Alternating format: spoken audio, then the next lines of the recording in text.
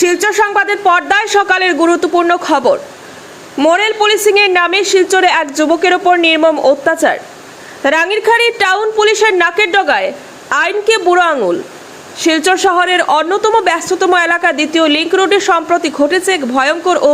নিন্দনীয় ঘটনা, যা গোটা শহরের মানুষকে হতবাক করে দিয়েছে। রাঙ্গিরখাড়ি টাউন থানার একেবারে নাকের ডগায় প্রকাশ্য রাস্তায় এক যুবককে নির্মমভাবে মারধর করা হয়েছে কিছু স্বঘোষিত নৈতিক রক্ষকের হাতে। ঘটনাটি ঘটেছে এমন জায়গায় যেখান থেকে থানার দূরত্ব মাত্র কয়েকশো মিটার। প্রশ্ন উঠছে, এত কাছাকাছি ঘটে চলা এমন বর্বরোচিত ঘটনার সময় কি পুলিশ অন্ধ ছিল, নাকি ইচ্ছাকৃতভাবেই চোখ বুজেছিল প্রশাসন? এই ঘটনার সবচেয়ে উদ্বেগজনক দিক হলো প্রশাসনের নিষ্পৃহতা। থানার এত কাছে দাঁড়িয়ে আইনকে বুড়ো আঙুল দেখিয়ে কিছু ব্যক্তি নির্দ্বিধায় একজন নিরীহ যুবকের ওপর শারীরিক অত্যাচার চালাচ্ছে, অথচ পুলিশ নির্বিকার। সাধারণ মানুষ প্রশ্ন করছে, পুলিশ কি শুধুই টুপি পরা লোকদের ছবি তোলার জন্য, নাকি সত্যিকারের রক্ষক? এক সমাজ কোথায় দাঁড়িয়ে আছে যদি সেখানে প্রতিটি পথচারী আতঙ্কে থাকে যে কখন কে নৈতিকতার নামে তাদের স্বীকার করবে? ঘটনা শুধুই এক ব্যক্তির উপর নির্যাতন নয়, একটি শহরের গণতন্ত্র, মানবাধিকার এবং সামাজিক নিরাপত্তার উপর সরাসরি আঘাত। এই ঘটনার একটি নিরপেক্ষ তদন্ত হোক। যারা এই বর্বরোচিত কাণ্ড ঘটিয়েছে তাদের দ্রুত আইনের আওতায় এনে কঠোরতম শাস্তি দেওয়া হোক। না হলে শহরের সাধারণ মানুষদের নিরাপত্তা কোথায় এবং কবে পর্যন্ত এই তথাকথিত নৈতিক বাহিনীর ভয়ে চলতে হবে শহরবাসীকে? শিলচরের নাগরিক সমাজের দাবি, আইন হাতে তুলে নেওয়ার এই প্রবণতা অবিলম্বে রোধ করা হোক, নইলে শহর নৈতিকতার নামে এক নতুন সন্ত্রাসের দিকে এগিয়ে যাবে। নিউজ ডেস্ক রিপোর্ট, শিলচর সংবাদ। সারাদিন টাকা মান্দার তুই নিজত কেন লাগা কয় নিজত কেন লাগা হ্যাঁ বাচ্চা বেমার লাগে ছুটি করতেন তুই আর করতাম না দিন থেকে আইতাম না তোর বাসা কই ইয়া দৌড়ে না তো রাখছি তোর বাসা কই বাজা না গাড়ি হ্যাঁ নাগাটিলা কোন জায়গা না গাড়ি ওইদিন আমরা কই ওইদিন ও গাটিবর রাস্তা হ্যাঁ গাটিবর রাস্তা হ্যাঁ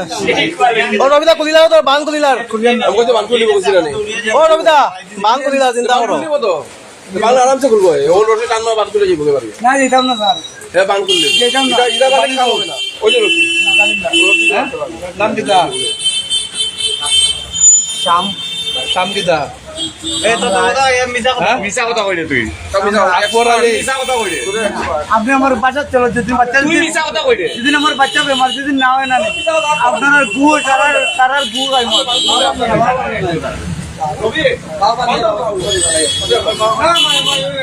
তোরে যদি আমি বান্ধি মানি আর তুই ছুটতে না তুই ছুটতে না আমি যদি বান্ধি তুই ছুটতে না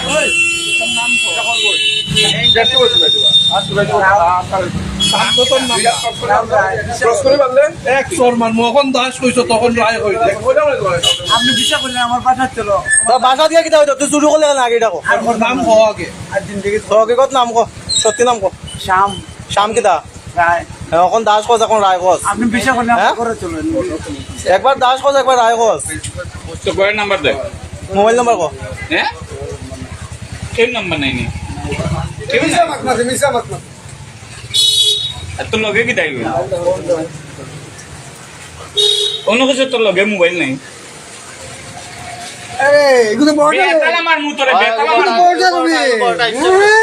কিটা লাগি কুলছো ইয়ো এটা তোরা সামনে ধরো তোর বান দুইয়াতে বান আমার মোবাইল লইছো তো আমি মোবাইল তোর মোবাইল উঠ করে পাবো মখন তোর মোবাইল তোর দাঁড়াও না চুপচাপ দাঁড়াও না স্যার ওর বাচ্চা দাঁড়াও না না ও আমার লগর যা লগর কে তোর লগর কে গুগু ডাক দে মোবাইল কা কোড ফোন করে কয় তো না না ফেরি লিয়ে যাবো গেছে বান্ধো না এ বাগবো এখন ফেরি লিয়ে যাবো গেছে এ বাগার চান্স লর শিশু ফেরি লইয়া গেছে ও কোন গেছে ও তো ওজন দেখো না বেতালা ওজন ধরিয়া দেবো তুমি তো বিশ্বাস করলে না এখন ও তো আপনি বান্ধো না ও তো স্কুটি লিয়ে একদম যাও না এ আপু ফেরি লিয়ে গেছে মারিও না জীবন নষ্ট হইবো আগে চল যাইব গিয়া ও স্যার হ্যালো একজন ফেরি লিয়ে যাও না ও স্যার দে হ্যাঁ একজন ফেরি লিয়ে যাও না মারিও না স্যার ও স্যার তোর অত সাহস হয়ে গেছে এখান থেকে আইয়া শুনি আর বলতাম না স্যার ও তো পারি গো না গাড়ি লে না নাগাটিলা চুর করা চুরি করার জায়গা পাস না হ্যাঁ ডান্ডা দেব প্রথম তো আছে বুথল এর আত্মের এই জায়গাত মারা বাইরে এই তোমরা ভিডিও করিও না মারার সময়